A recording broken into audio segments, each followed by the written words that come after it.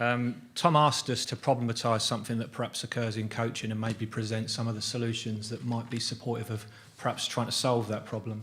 One of the things that certainly football coach, and I'm sure broader coaching, has been challenged by historically is the notion of playbooks as being the recipe-based solution to a lot of coaching problems. Part of the challenge with playbooks is it typically organises a linear, pre-decided, fairly well organised process to a problem which is much more complex. And often it ends up with quite low resolution solutions to quite high resolution problems. A guy called Francis Wesley wrote a book in 2006 which was titled Getting to Maybe, and he sought to organise problems, if you like, into three different headers. The first element was problems that are simple, and the example that he used as a simple problem would be the recipe for baking a cake. You have a collection of ingredients, specific quantities that go in a particular order, and if you combine those ingredients in a particular way, largely you'll end up with the same solution, unless you've had the fortune or misfortune of meeting my wife. Typically that recipe can be repeated over and over and over, and largely you'll end up with the same outcome. Wesley then suggested that a complicated problem might be the equivalent of sending a rocket to the moon. You need a high degree of expertise, and there are a lot of different parts, but it's a non-human machine, and the moon is a particular destination, and having sent one rocket there, you can largely find a particular process which will support you to send future rockets to the moon. He likened a complex problem to that of raising a child.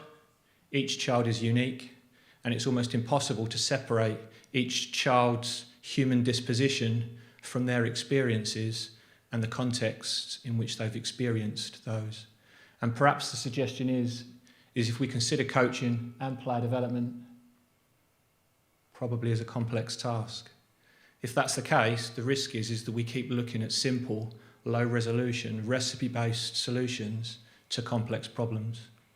What are perhaps the alternatives? Possible alternatives are to consider design principles that support people to consider the things that they place into a process of development, either for themselves as a coach or for the players that are in their care. And this next 3 or 4 minutes gives a little bit of a backdrop of some of the work that we've sought to do over a number of years to build more of a complex, responsive process of coach support and development across a national framework. And I guess historically, when you think about programs of education, whether that's in an institution such as this, whether it's in the schools that we all had the fortune of being supported through, or whether it's in a football or a more complex coaching environment, what typically happens is curriculums are pre-decided, they're typically standardised, and they're typically assessed against a pre-decided set of criteria, which perhaps isn't helpful for people that are learning to function in an environment which is different from somebody else's, as a different human being than somebody else's. So we underpinned our work with 3 principles, and the intention was that by embedding and embodying these 3 principles, that it would support coaches to think about how they build a greater degree of A, self-awareness, and B, consider the decision-making process that they go through in deciding how to put a session on, how to behave with particular players, or how to build a more organised or structured, if there can be such a thing, process for player development. And in terms of how do you make that work across a national framework for coach education pathway, those of you that are familiar with the England DNA, in its early phases it was broken down into 5 elements. Those 5 elements were who we are, so what's your purpose? The second one is how we play, so if you're going to play football or you're going to play any sport, you're probably going to have a view on how you would want that sport to look. The third element is the future player, so who are the players that are in your care? What are their current characteristics and dispositions, and what maybe are some of the qualities that we might like to support their development of. And the 4th and 5th elements were how we coach and how we support.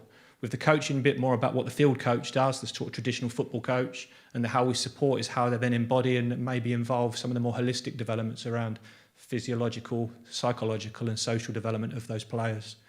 And the challenge for each coach was to define who they are, how they want to play, who the players are in their care, and as a consequence, how they're going to develop a healthy tension across those elements in deciding how to coach and support those players' development. Fundamentally, then, you end up with a different assessment process for each coach. Each coach is challenged to align everything that they do on a daily basis with the things that they've said are important. So if their purpose is to ensure that the young people in their care enjoy playing sport, every decision that they make should be supportive of that being the outcome. They were then challenged by the coach developers and the coach educators that supported them to ensure that the practice they were delivering was aligning with their stated intentions. That would be different from coach to coach. The principles that we used then to practice coaches making sense of what they're doing, the first one was to be able to present back to their peers what it is that they think is important and how it is that they best make sense of it. With the simple premise, which many of you will be familiar with, if you want to learn something, teach it to others. And you'll shortly see a clip of a coach who's now the first team coach for a Premier League club presenting to his peers as he learnt how to coach the things that were important to him. The second element within that is ensuring that the environment is challenging enough. So if someone says they're doing something and perhaps they're not aligning their actual practice with what they're saying, that they should be called to task on that. And hopefully this video gives a nice illustration of that. That I need to try and not be quite reactive, try to be a little bit more balanced. I think obviously in coaching, and it's your responsibility to represent, obviously under the club's umbrella, but to be a coach, you're trying to show people the right way. So that's what I try to do. Taking decisions, I think, as a coach and potentially as a manager, you have to be able to take decisions. And obviously two massive words there, honest and trust, which I think is, it's a short career if you don't manage to earn or at least receive both. So how I coach, and I'd say this is my style, always demand high standards, and by that, ready to train. How can that be funny? Sorry, mate, he just says always be on time and he was late. Sorry. How we play, So there's a coach presenting his view on how he thinks he behaves and how he thinks players should be supported within their development. And the first team coach is challenged by an apprentice coach about the fact that he'd put on his profile that he would always be on time and he'd been late that morning.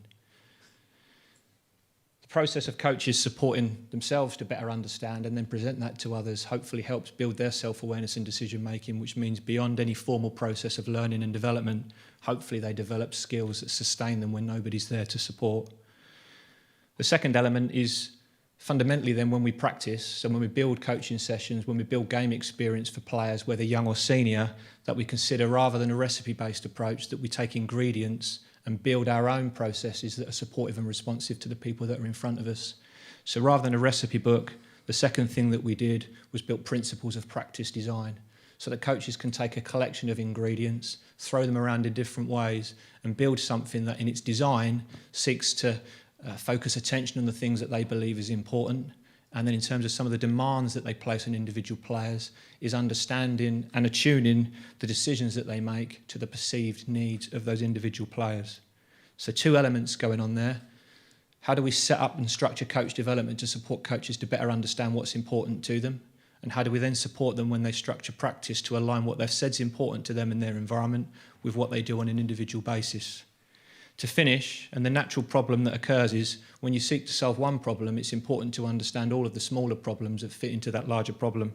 What's typically happened from a coach education perspective is coach educators, like myself, will tend to have recipe-based solutions to structuring programs of learning.